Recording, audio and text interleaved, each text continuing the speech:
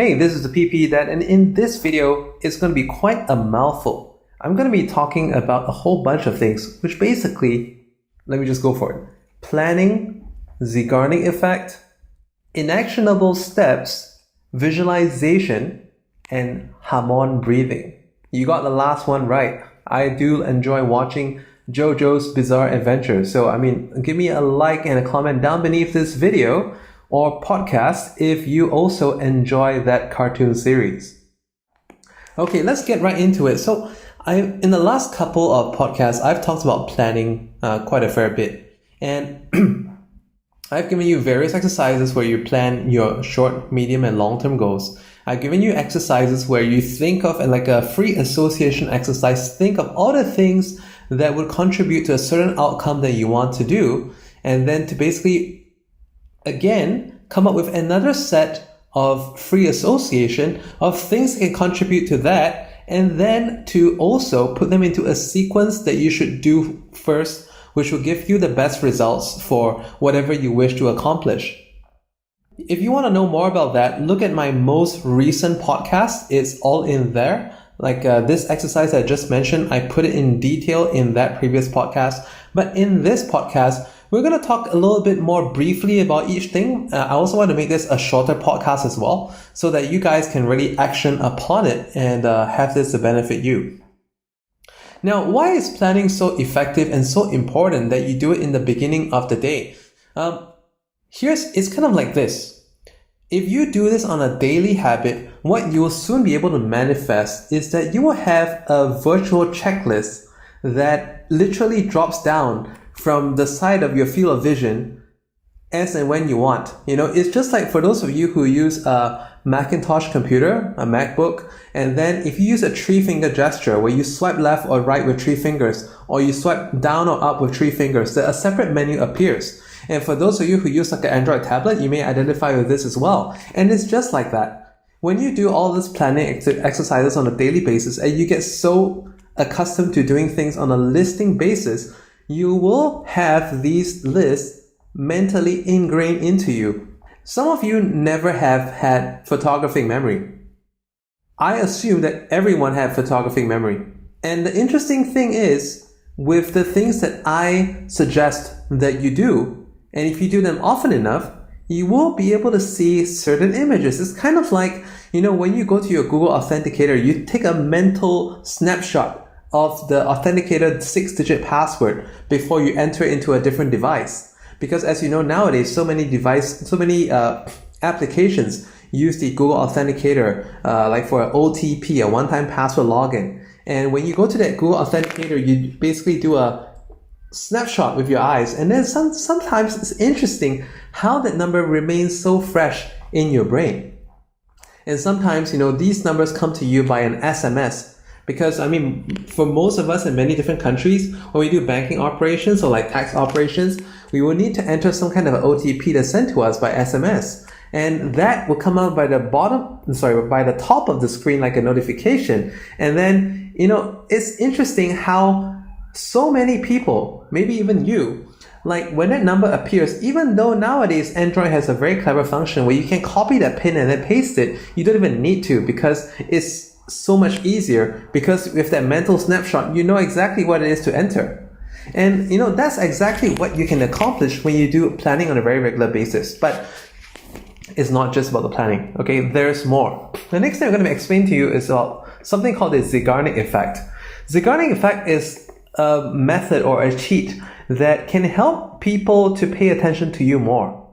All the people who write stories and movies, they know very well about the Ziegarnik Effect. And if there's one thing that you need to know if you want to write a good story, or to write a short film, or to help one of your kids with their year-end project, which involves making a film, a student film, it's about the Ziegarnik Effect. And the Ziegarnik Effect is one of those things that is like, I'll tell you later. Remind me to tell you later about this thing. Imagine if you went into a conversation and then you started to basically you get introduced to someone who you find kind of intriguing, and then the more you want to find out, you'd be like, remember to tell this, I'm kind of busy at this moment, but remind me to tell you more about this afterward. I promise I'll tell you about it. And then And then it's like one of those things where you've been made a promise. Think about the last time, like a spouse, a friend, a kid, parent, or maybe back then when you were a kid and a parent made you a promise that we're going to go to the mall after this, we're going to go to the arcade after this, but it never happened. Sometimes it could be that they genuinely forgot, or it could be that they just got too busy, or maybe, in a very sad situation, it was just one of those gimmicks to make you want to do a certain thing that they wanted you to do without actually wanting to give you a reward. But the unfortunate news is that you remembered that promise. And this, my friends, is one example of the Zeigarnik Effect. Isn't it interesting how, like, when you watch a movie and you go to the Quora or Reddit and you want to find out more about that movie, you want to read a synopsis about it, and then somewhere along the line, they will say, this post may contain spoilers, or spoiler alert. And a lot of people know that they would rather not, look at that spoiler alert, because if you know about what's going to happen in the end, it kind of, defeats the whole purpose of going through the whole thing. Which also brings me back to a point when I was studying, like I mentioned, I was an above average student for most of the time. And one of the things that I learned from some friends was that the beginning and the end of every chapter is the most important.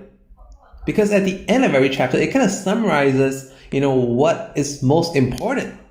Okay, and now I want to give you a live case PPE scenario. Recently, I was putting together a PPE deal. And there was one of the people that I connect with, a woman that I highly respect because she does her business in a very structured approach and is extremely professional. And basically, I will also want to attribute a lot of my personal growth to this particular person. And because it's been actually pushing me to get better and better in the offers that I have, and also in the way that I want to present the offers that I have on hand. So if the offer is not interesting, she would actually, just maybe read and not respond. Or maybe she may read and give a fairly late response. But it was when I finally found a very good deal and a very good source for a vaccine that was within the target price. And we were going through the process. I was arranging for other people that were in the position to sell this vaccine. And basically, we gone through a lot of process, and there were a couple of things missing out. We wanted the deal to move ahead because she had given her promises to people to have information about certain things about the vaccine by a certain time.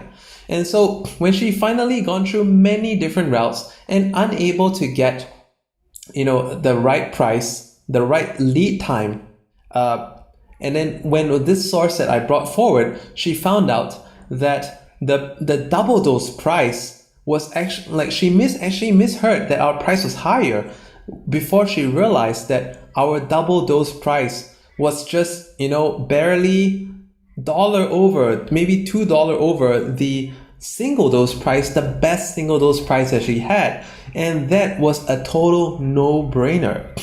And because it was also, unfortunately, the Chinese Golden Week. The Golden Week is one of the longest holidays in China outside of the Chinese New Year season, where things are stopped for like weeks and months. Sorry, days and weeks. Okay, days and weeks, correction.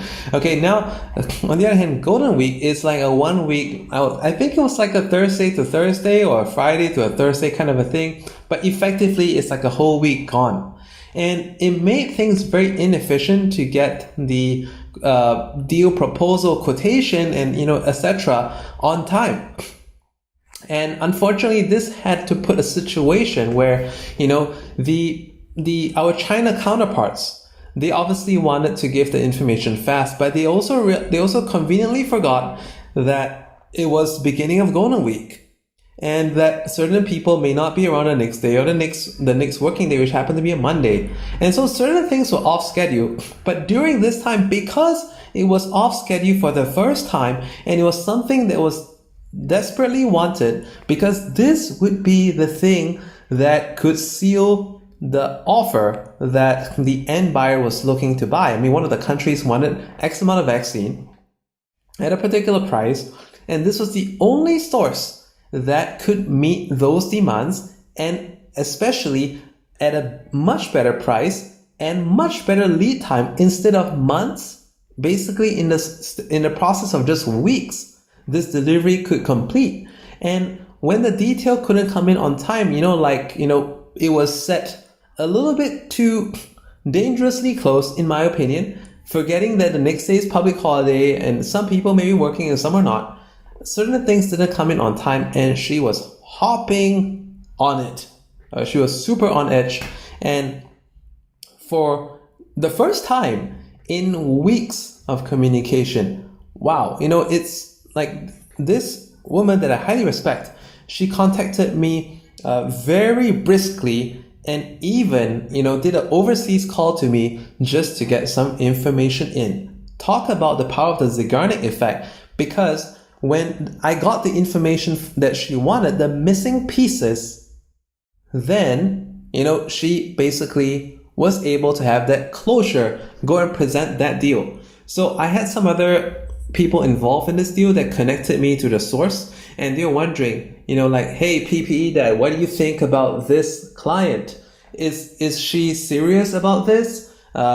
Did she just drop off? So I said, the fact that she dropped off is that she got the information that she wanted, and she finally presented this to the governments that needed this information. And the next thing that we do is sit and wait, because I can tell from that action, that she wants this deal as much as we do. So this is really the Ziegarnik Effect, and this is how you can motivate the people that you're dealing with to stay on and be hooked for your response. Okay? Or let's say it could be, in a dating conversation, it could be in a business presentation. Isn't it interesting how some sales presenters, some of the best salesmen, there was a salesman that used to present for Robert Kiyosaki, and unfortunately in an incident that with regards to taxation, he kind of like took his own life. But that guy, he was a really good salesman, and unfortunately at this point of time, I just cannot remember the name I can't remember his name at this point. So I would probably, if I can remember that, I'll type it into the description at a later time.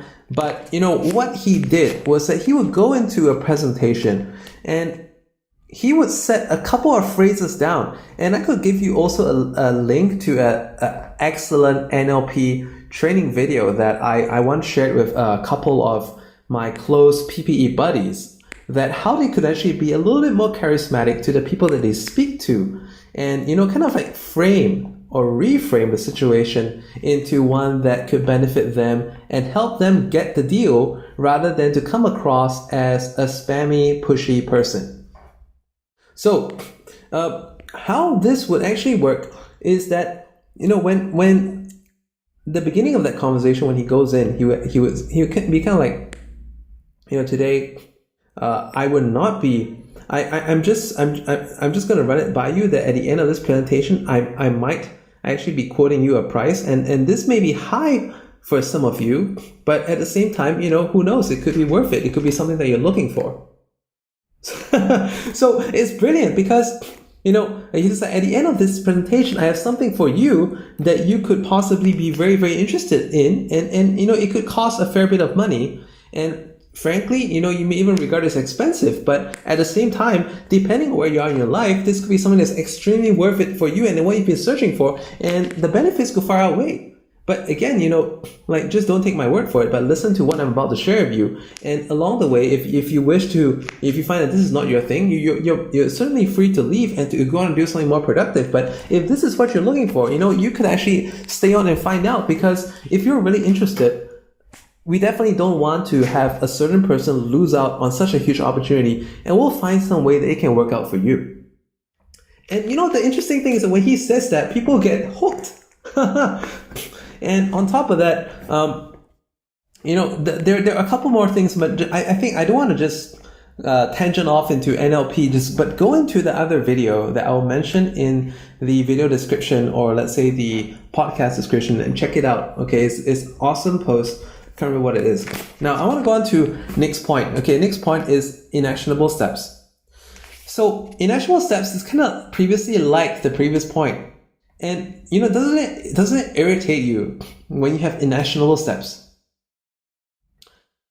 Every day, for every goal that you set, according to my previous exercises, so check out my previous podcast so that you know exactly what I've previously taught in those trainings. And so that if you find that you're going to be missing out something here, you definitely want to check out those. Then you can come back, apply this fully. Okay, because every podcast that I do, I love to give some kind of an exercise. And some of you already look forward to these exercises that I give. Today's exercise is not going to be very difficult, but it's really like a combination of the past couple of podcasts. So you really want to take the time to go through those as well, if you find it useful, of course. Now, inactionable steps is like, and how does this tie with the Zeigarnik Effect? Because imagine, like, for a certain outcome that you want in life, okay, well, it could be $1 million, it could be $10 million, it could be, landing a super big deal. It could be, I just want to come across a funny stray thought. It's about the Bitcoin and cryptocurrency. And, like, I saw how there were these memes online. It says like, crypto for wife-changing income, or like PPE for wife-changing income.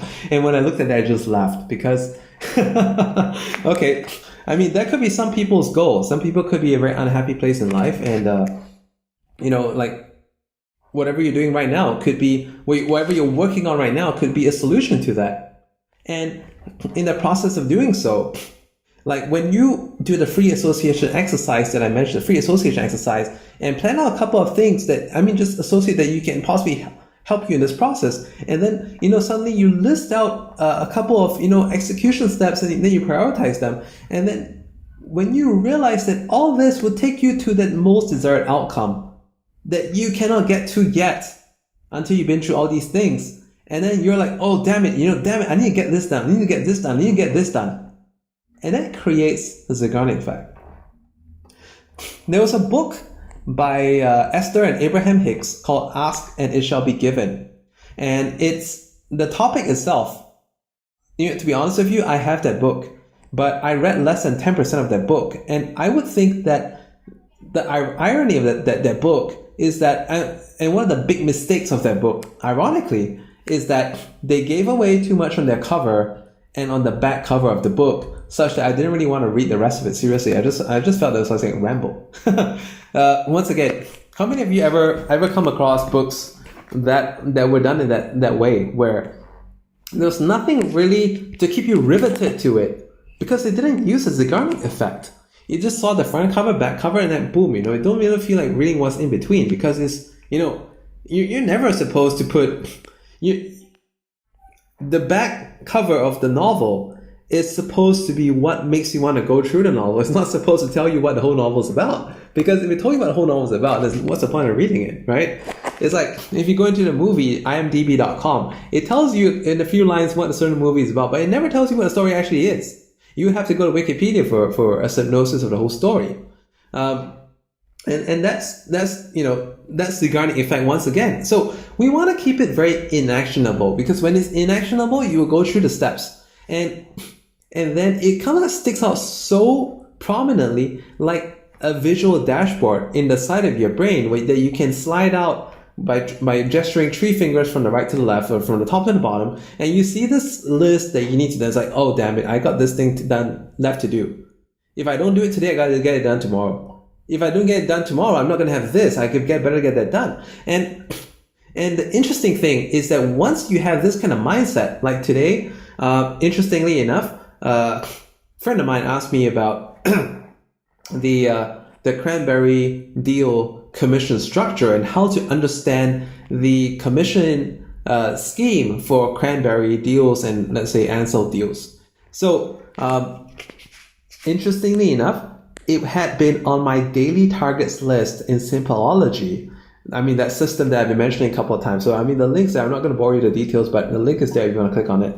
So, I have my list, my action list, and it's been my action list to put a new blog post about cranberry deals and, some of the awesome deals out there that have performance bonds tied to it. So it makes it a total no-brainer. So some people worry that they cannot get stock. Well, performance bond right there. So what do you have to lose? If the seller cannot deliver, you get 2% free.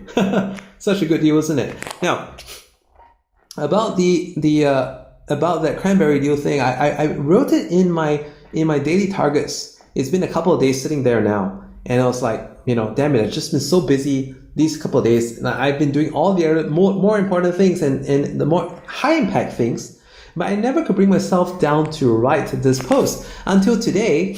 He wanted explanation because he got in contact with a end buyer for a deal, and never before has he been this close to the end buyer, and the chance of getting this deal done is very good. And he wanted to find out about the commission structure. And so I previously mentioned, in a couple of lines, they were kind of informal, and I talked about how sometimes these buyers, when you put their wife as a company and they want to be the mandate, it's just like double dipping, right? So he says, could you please explain that again without mentioning the double dipping part, because it may offend. So I was like, yeah, sure. I'm gonna put this into I'm gonna put this in proper wording for you. And as I wrote it, I was like, hey, it's perfect. I can just give a better answer and repurpose this as my blog post as well. And I was like, to nail two things in one. And then, yay, it's like, so that thing has been the inactionable step that I had finally could do. And I could finally strike out one thing. Okay. And visualization, this whole time I've been training you to visualize. The more aware of the things that you want, the more you will visualize. And when you do, and it becomes a habit. And I forgot to mention about the Ask and Is Given book.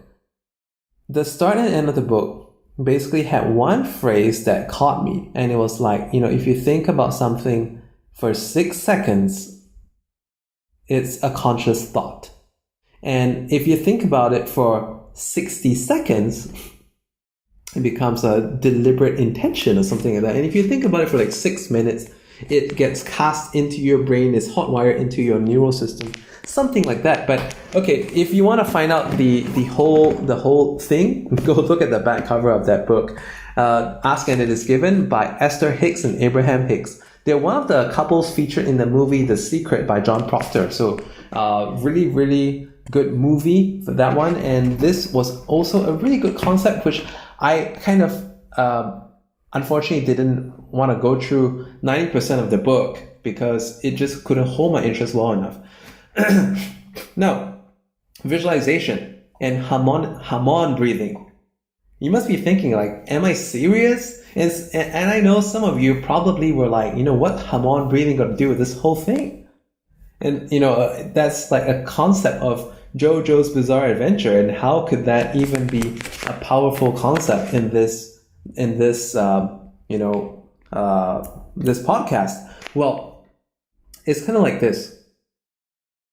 I figured that the short, medium goals, long-term goals, and the personal 1 magical minute exercise. I mentioned this before. Okay, so I can't remember which podcast specifically, but it's one of the exercises that I did inside of the Simpleology, the 1 magical minute. I do this twice a day, and basically it involves me listing out what I really, really want, and a couple of people that are my key influencers in my life, and how accomplishing this thing would benefit all these people, and what are some of the backward steps that I can take to achieving it.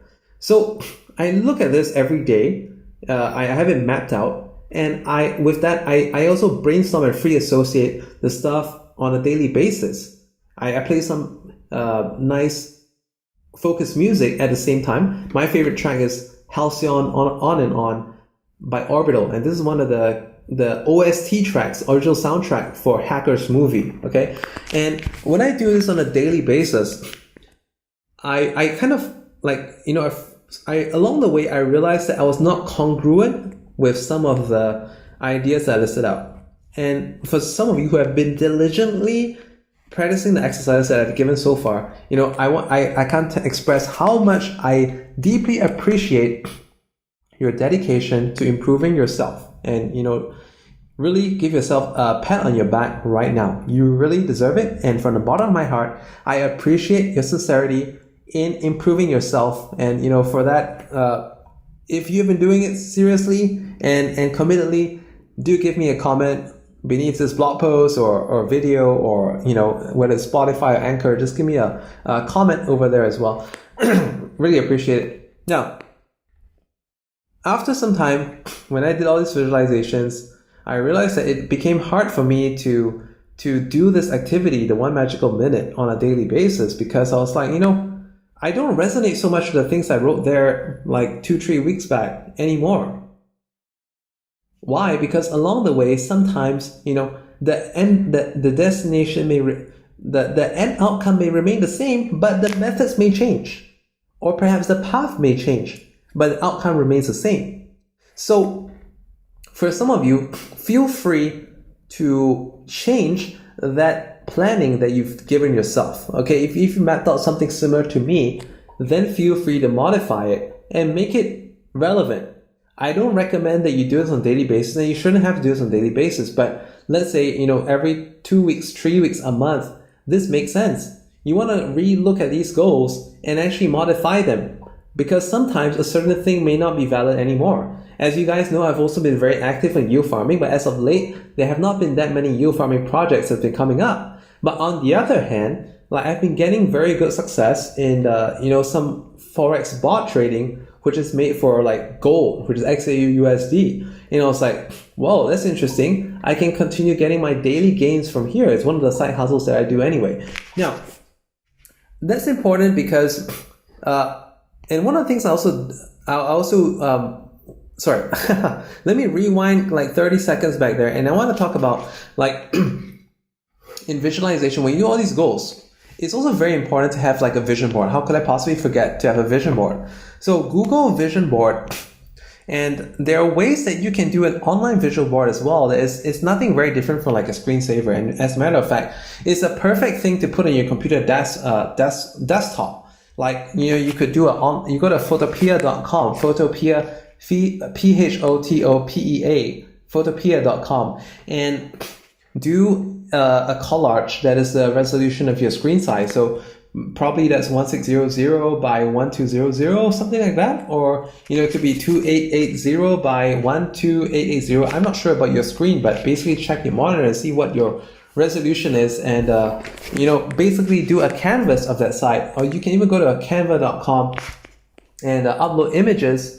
You can either use Photopea or canva.com and upload these images onto the canvas and download it, and this will now be your desktop that you can see. So on a daily basis, when you're doing maybe before or after you go through the 1 magical minute, you can actually look at this picture, or you can even print it out and put it on somewhere you can see, on your fridge or something. Again, you want to from time to time you want to redo that. So it was time for me to redo mine last night. And because I've been losing weight, doing surf skating and doing hula hoop as well, I've in a constant state of metabolism. And when you're constantly in a high fat burning stage, the downside to that is that you may experience that you are more prone to sniffing symptoms.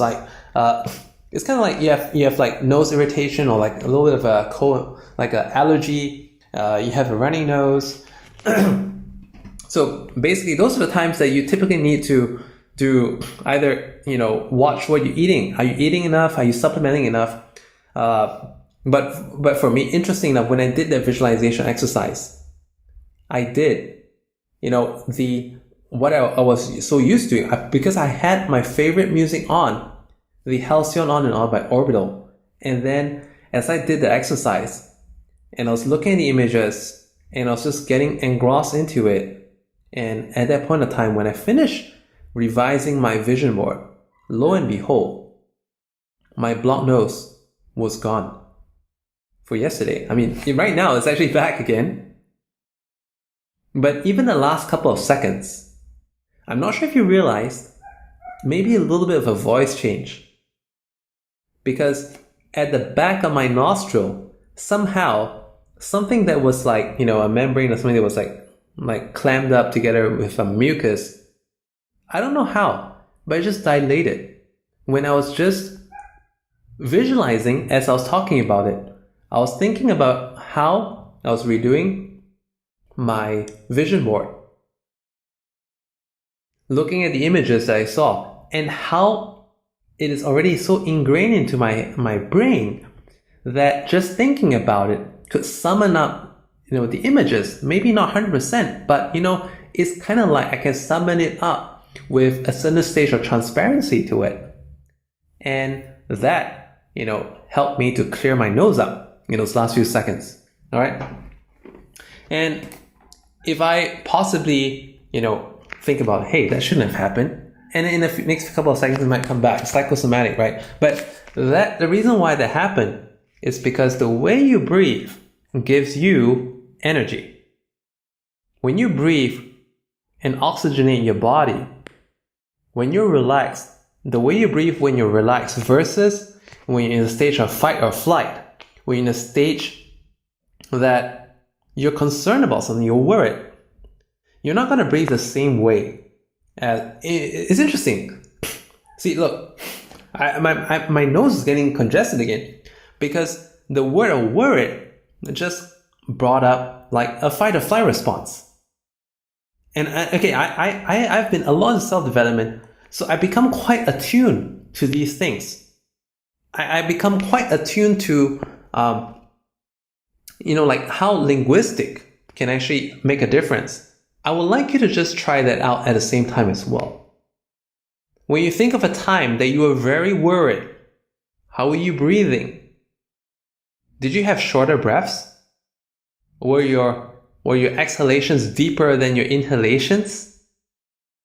Was there an imbalance in your breathing that bit by bit it was causing you to feel faint? Versus a time when you're relaxed, in your favorite spot, and doing the things that you enjoy most, just stretching out on the couch with your favorite music, vegging out to Netflix. Not even a thriller, but to a feel-good comedy, or even like a romantic flick. That reminded you of some of the people that you truly value in your life. And it could be someone that you want to marry, you want to date. Or it could be like, a long lost, first crush kind of thing. And you wonder how a certain person is doing. And out of curiosity, you may even, want to look into some like on Facebook, on Instagram, how this person is doing. And you see that they're well and happy, and then you just feel warm in your heart. And at that very moment, you feel better. Isn't it interesting? It's like how movies can affect us sometimes? It's to do with a couple of things. The storyline. Does it inspire? Most movies inspire. It's sometimes, at the end of a very stressful week, like last week, I had a fairly stressful week. I was expecting a couple of things to happen by Friday, didn't happen. And by Friday evening, I was agitated. I took my kids to a movie. The movie we watched was Free Guy. And after I watched the movie, I realized how relaxed I become to just 2 hours ago when I was in a state of agitation. And isn't it interesting how movies can change us? Because the storyline, the visuals, it immerses us into their world, the music, the background. It is uplifting. And these things, change the way we breathe.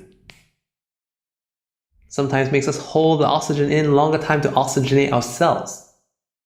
There's a breathing method that you can read up, which I've actually received some small training in. It's called Wim Hof breathing. I also did the ice jacuzzi challenge, where a full jacuzzi tub of ice cubes. A jacuzzi tub was full of ice cubes, and I went in for 10 minutes. And I didn't freeze. and I didn't go pale, and I was sweating. And it's Wim Hof breathing. And it's similar to Hamon breathing because, well, you may not be able to heal yourself within instant, but you can actually make yourself feel a lot better. Because with the right breathing technique, with the right things going in your mind that help you breathe in the right way, you can drastically improve your health. It wouldn't even be a far stretch to say you could go from fat to fit just by changes in your breathing, because when your body is getting the right amount of oxygen, it can actually burn more fuel. It's just like cars.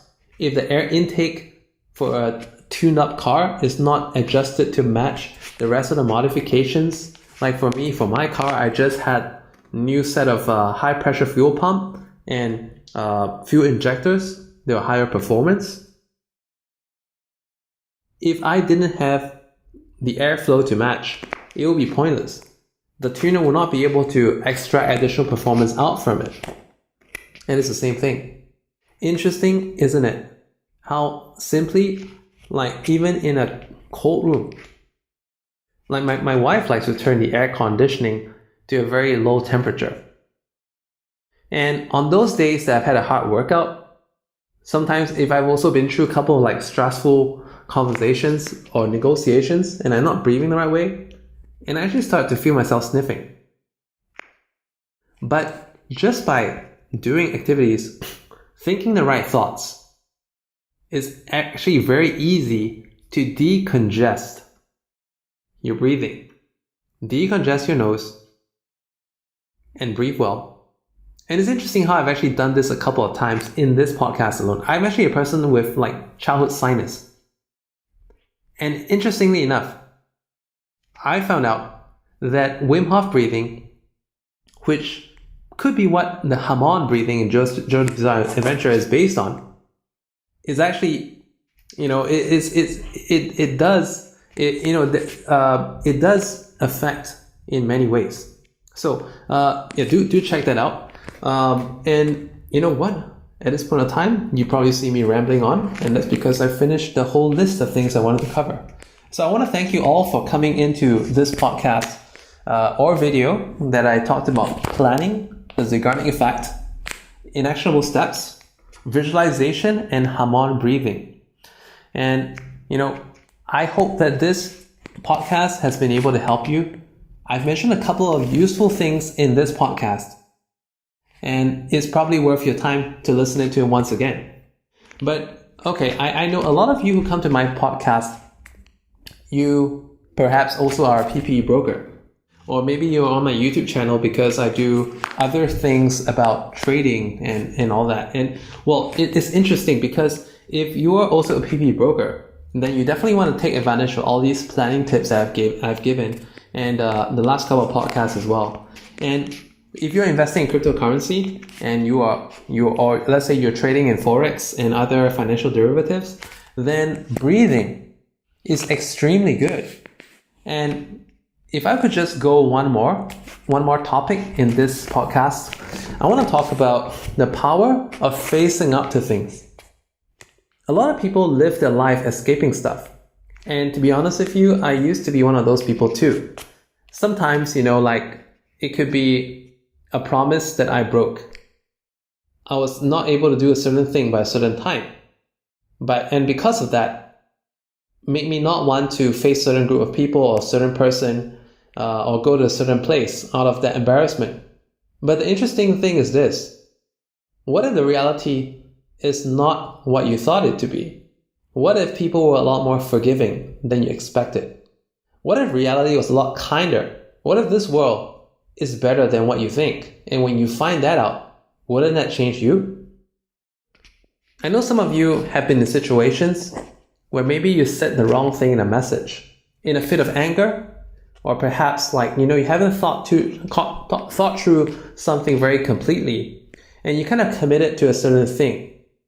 And you were just thinking that the backlash would be something that you wouldn't want to receive. But you know what? Open that message, open that email, press play on that voice message, interestingly, sometimes it's actually good. And you know what? Not just sometimes, but most of the time, it's a good thing. Like there's been this buyer that I had for PPE product, and there was a supplier that couldn't deliver on time. And on top of that, supplier is like, in a stage of bad liquidity due to different complicated, frustrated deals. I kind of figured that the buyer, would want an update on the situation, but there's no good update. And then here I see a 5-minute voice message. Interesting thing is this, I had many other good experiences where I decided to just face up to reality. Just play that message. Lo and behold, this guy gave me the steps that I needed to do, because I felt I let him down, that I couldn't do a better job. And I felt that possibly, I had to put up with 5 minutes of whining, complaining, whatever. But no, it was completely different. He told me exactly what I could do to help. And, he also made me another offer. And on top of another offer, he also gave me another opportunity to do. And wow, I was like super thankful. So a lot of things are better than you expect. And especially for a trader, sometimes you never know when the pumps will happen. Sometimes you're like, oh, I can't look. It could be something that you've been hodling for quite some time, but didn't get to the target price. And then you see everything else going down in the market. But who knows? Maybe that one thing that you're holding could be Solana, and amidst all the sell-off is actually rising in the opposite, is going the opposite direction of every other pair during a huge sell-off, like how it did in the time when BTC was down from 40 something back down to 30 something thousand, but Solana was going from like 160 all the way to 200 something. The total opposite. Life is full of surprises, and I strongly believe in abundance, and I believe that life is inspiring. Seriously, life is inspiring. So give life a shot. Give the people that you're in contact with a shot. Give people the benefit of the doubt. Also kind of like people who trade using algorithms. And sometimes they think the algorithm will fail, but no, it does not. It does better than you expect. Some people believe all the FUD in the news, and they're worried if they're the only crazy person that will be punished for holding on when everyone is in a fire sale. No, when everyone is like, selling like crazy. Lo and behold, a certain news comes out. The market turns bullish in an instant. The people who have sold cannot get back in fast enough. And suddenly you're sitting on 25% profit. The world is full of surprises. And the most interesting thing is that if you do the exercise that I've been talking about, you will synchronize yourself with abundance. You will synchronize yourself with success. You will synchronize yourself with the things that will make you better and become better. This is the PP that signing out before I actually lose my voice. So it's interesting, like I'm not getting nasal clog right now, but I'm actually running low on voice. So thanks for listening in once again, and look forward to my next podcast. Like and subscribe, and also share this if this helped you.